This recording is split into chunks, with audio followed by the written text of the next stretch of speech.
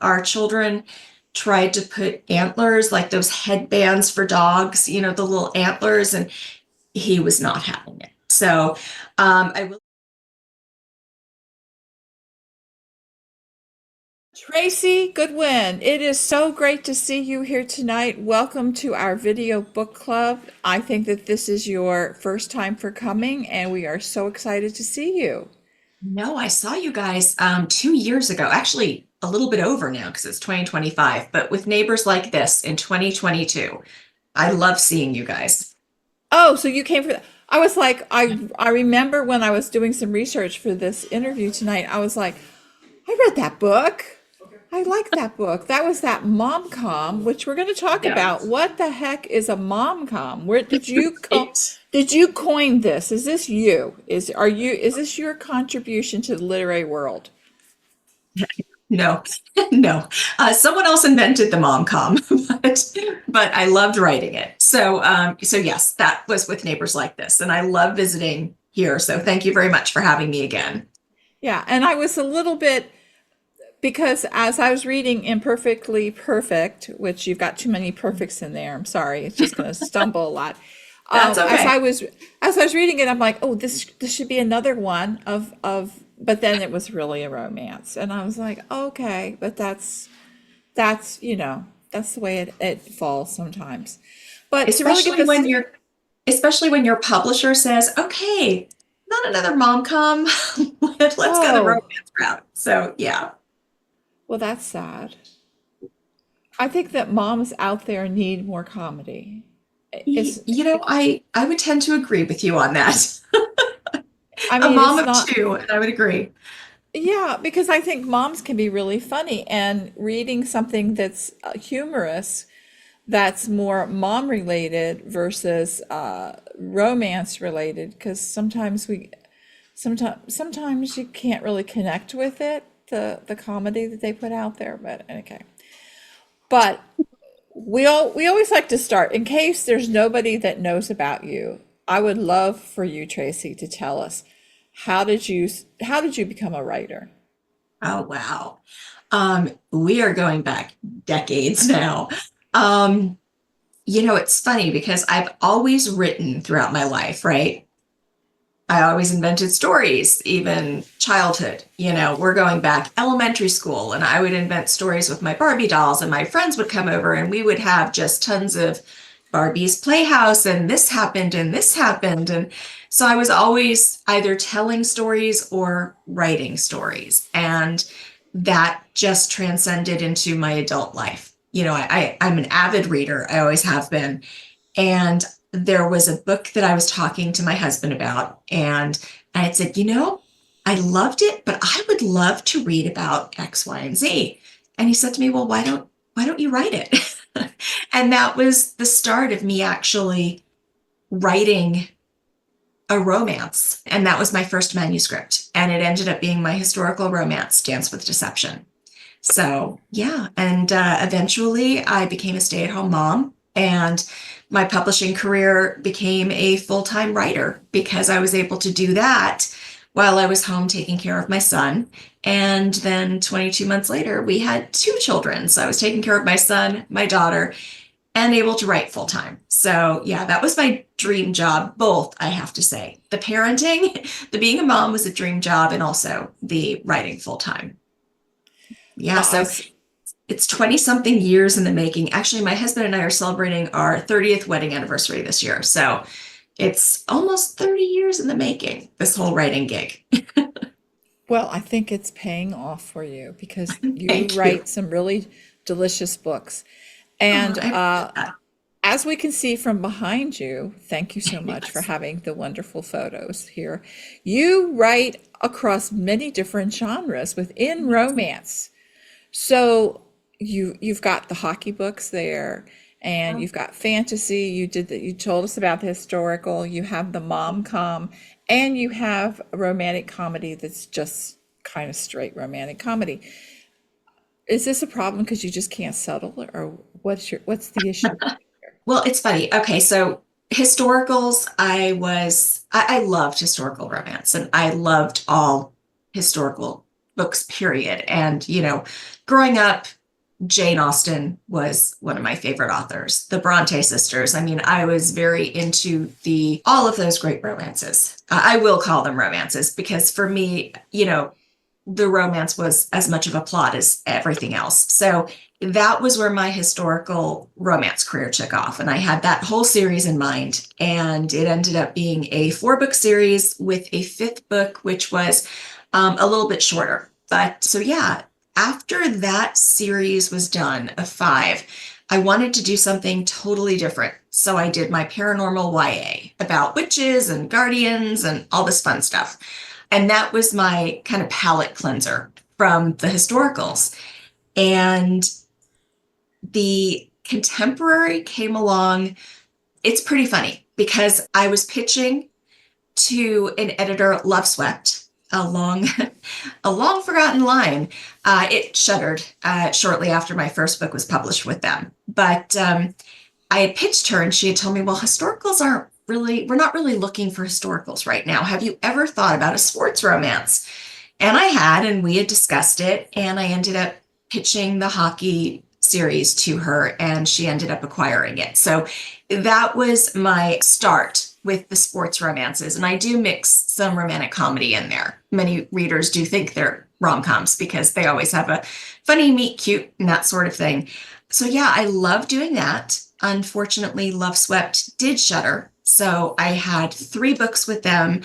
I had always wanted to write for Penguin Random House. So that was another dream job of mine. That was a bucket list item that I was able to do. And when I was writing with Neighbors Like This, the book that ended up being with Neighbors Like This, I didn't really mean to switch subgenres. It was actually written as a sexy romance and it was acquired as a sexy romance. And then my publisher had asked me to rewrite it as a women's fiction and make it entirely about the woman's journey from her third person point of view. So that's how that changed. And the concept of that whole thing was based upon my children and it was based upon my family, and my husband was the president of the HOA, even though it was all fictional. But, I thought of like, single mom, sexy president of the HOA, and just went down that whole fictional route. So that ended up being another genre or subgenre shift. And then for the next one, that series was placed on hold, the next book, and I was asked to write a romance. So I did something totally different. And it started off a little bit as a joke, like a knock knock joke. What do you get when you cross a jilted bride in a wedding dress walking down Dune Road in West Hampton and a beagle in a Tiffany blue tutu? And that would be imperfectly perfect. So yeah, my genres and my subgenres have shifted, sometimes of my own doing, sometimes not necessarily, but I like to think I get where I'm supposed to get in the end. So Well, it's very interesting to shift a little bit here because you brought up the blue tutu. Is that this book is dedicated to Major Goodwin. yes. Tell us about Major Goodwin, who you were so rude as to call him by another name. So it's a No, good I thing know. you dedicated the book to him. Seriously. So we are a family of 4, 2 adults, 2 children. We've had 2 cats, so there's 6. And then now we have 2 dogs, which is 8.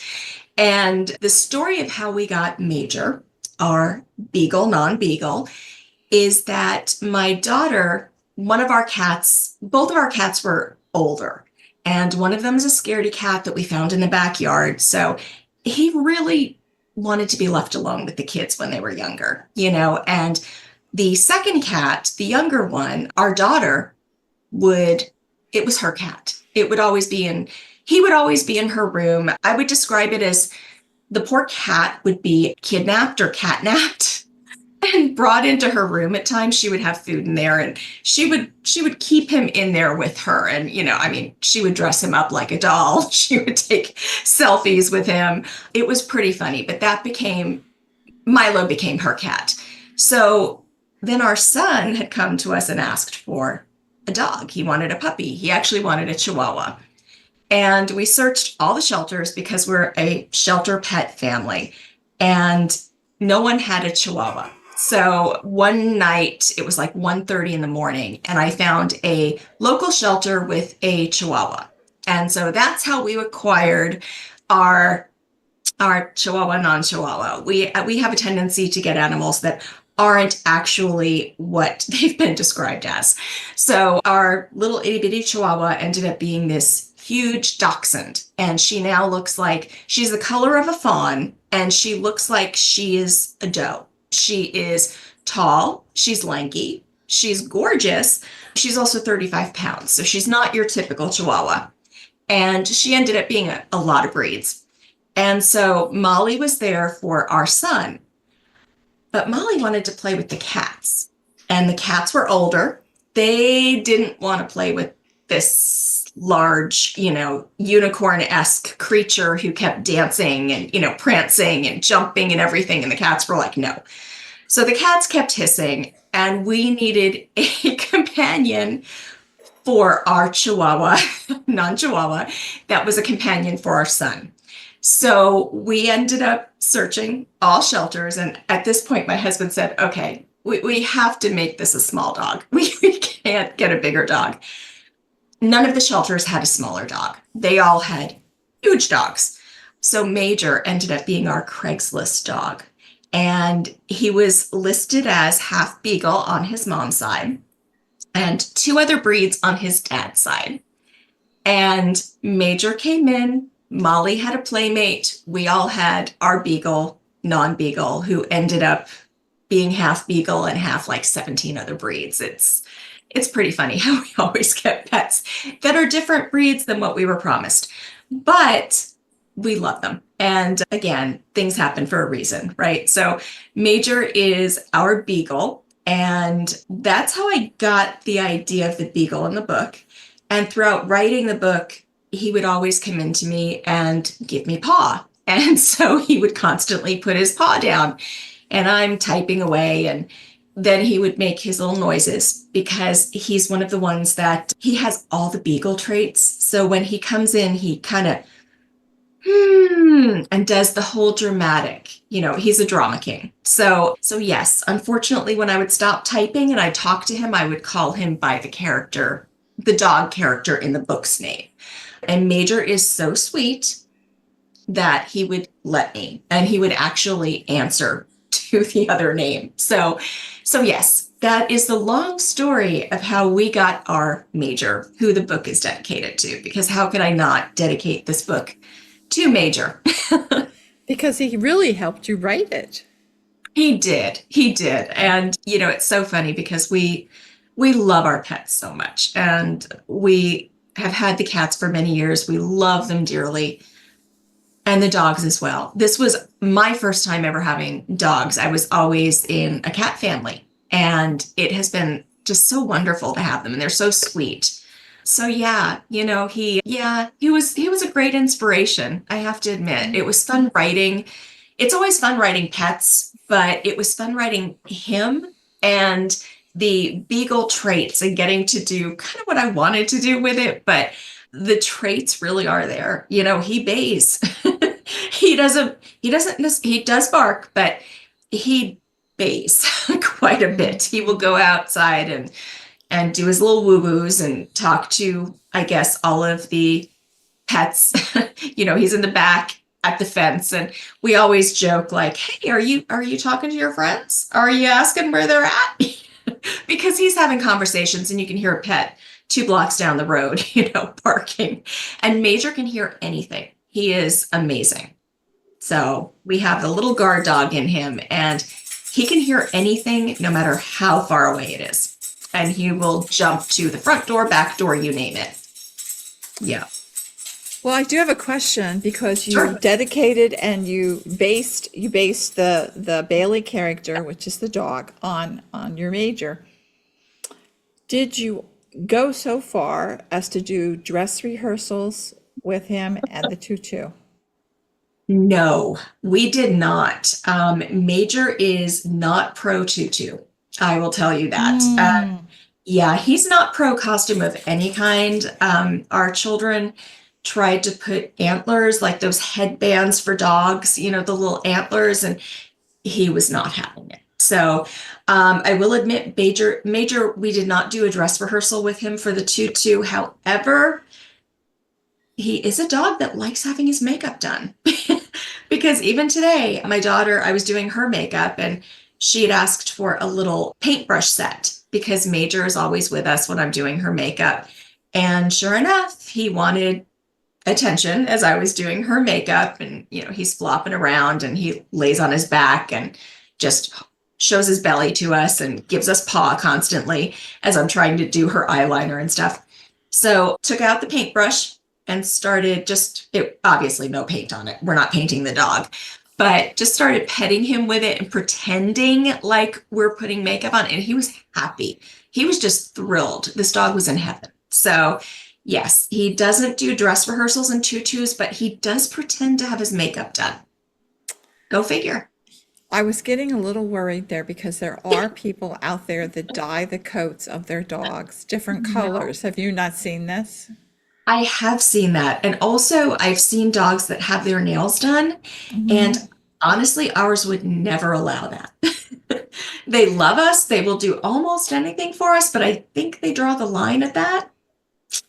Yeah. Yeah. Well, fortunately, both of my dogs don't have a problem getting their nails trimmed. So I think that if I was so crazy as to put real nail polish on them, they probably would say, "Oh, mom's just crazy," and whatever. But I have never. So you put makeup on your dog, but not fake makeup. Just, Right. yes, fake Right. makeup. We pretend, and he is super happy that we are pretending.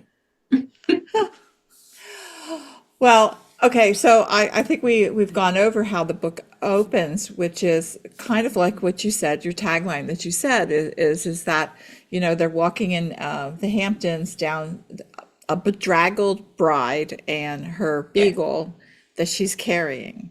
So it's really interesting. Has anything like that ever happened to you, or is this just your imagination? I mean, not happened to you personally, but maybe you've seen something like this.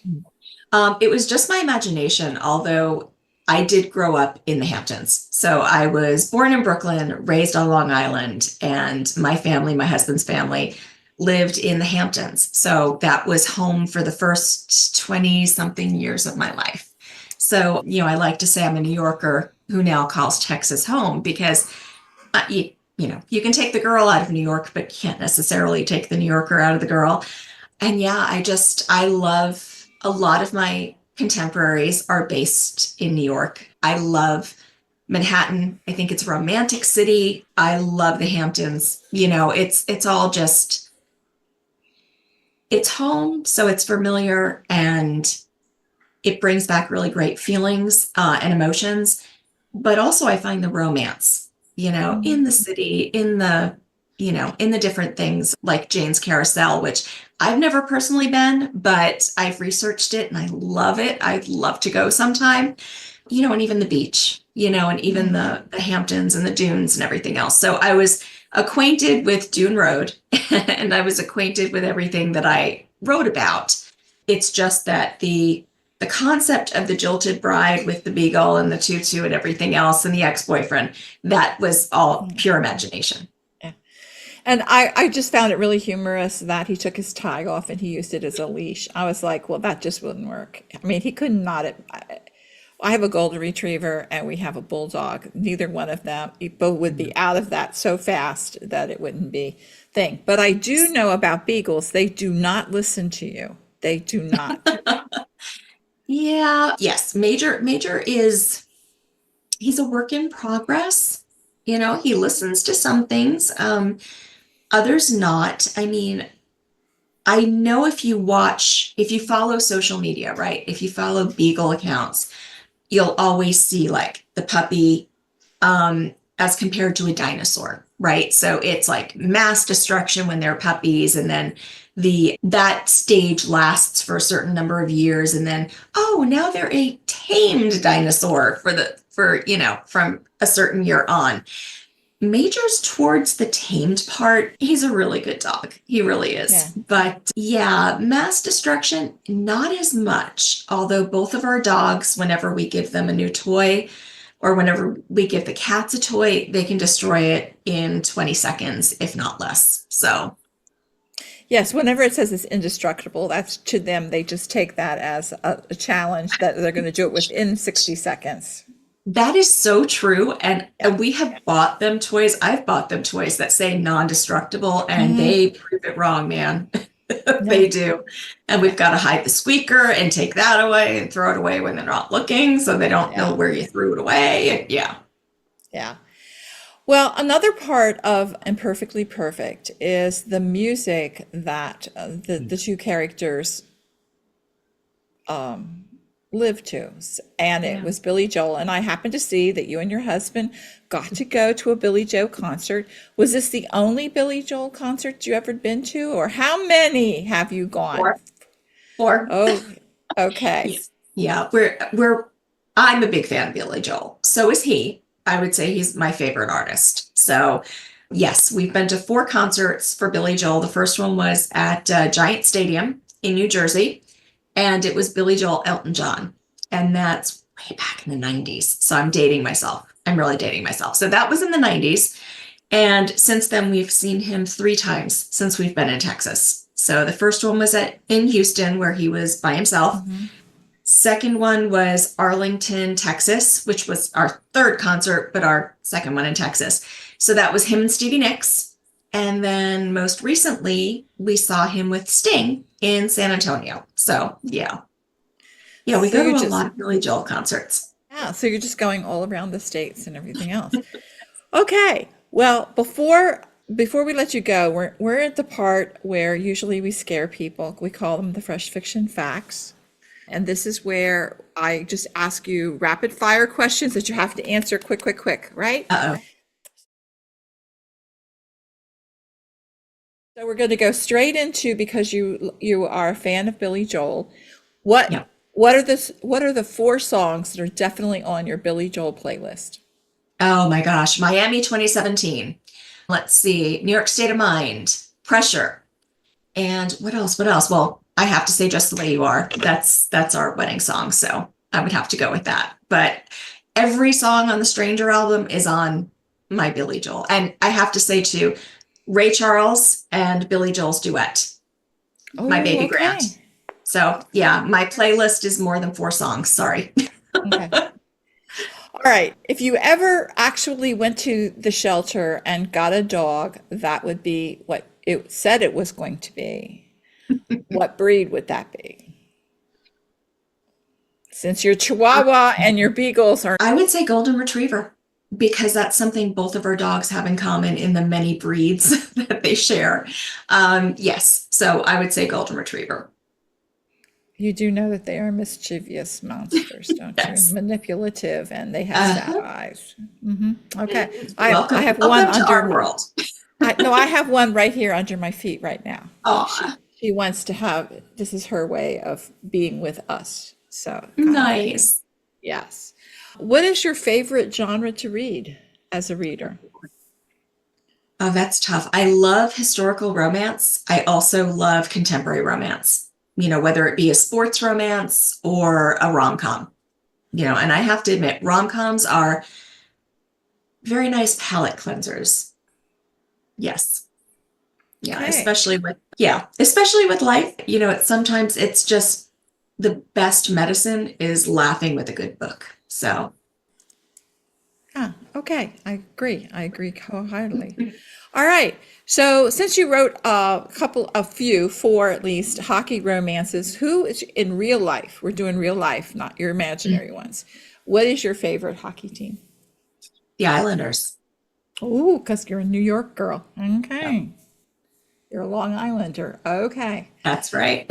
Yeah. All right. So speaking of New York, what is something that, because you're in Texas like we are, so what is the one thing that you and your husband miss the most about New York? A food, Ooh, a place, what? yeah. It's actually going to be a three-way tie.